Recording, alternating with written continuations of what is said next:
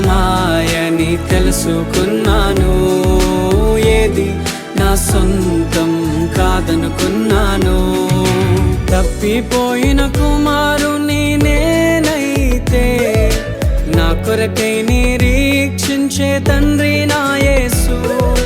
తప్పిపోయిన కుమారుని నేనైతే నా కొరకై నిరీక్షించే తండ్రి నా యేసు.